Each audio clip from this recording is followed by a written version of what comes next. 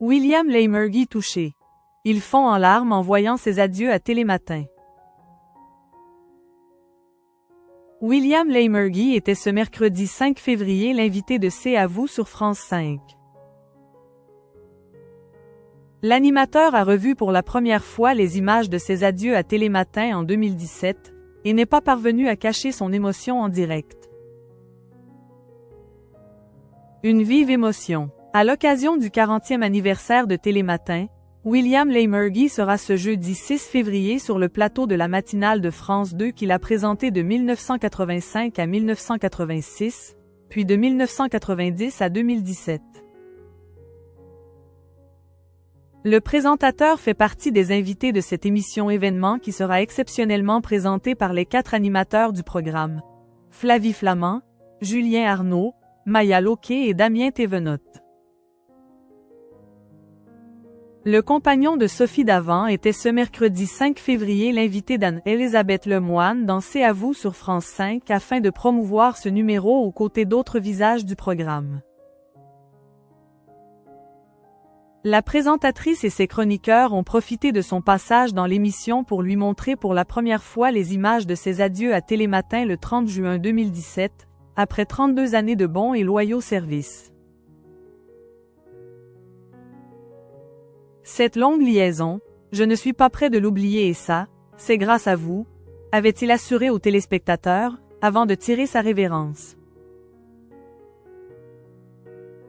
William Lémergie est alors apparu particulièrement ému sur le plateau.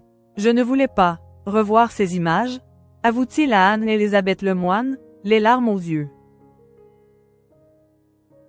L'animateur avait dû à l'époque enregistrer cette séquence afin de ne pas craquer en direct. Il ajoute ensuite sur un ton plus léger qu'il a une grande nouvelle à annoncer au présentateur actuel de la matinale. Je reviens à Télématin.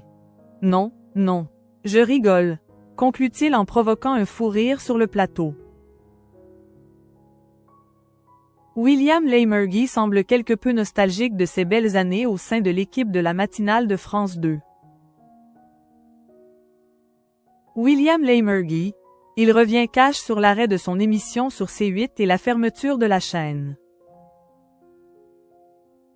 William Lémergie est revenu avec beaucoup d'honnêteté ce mardi 4 février dans Culture Média sur l'arrêt de son émission et la fermeture de C8 à la fin du mois.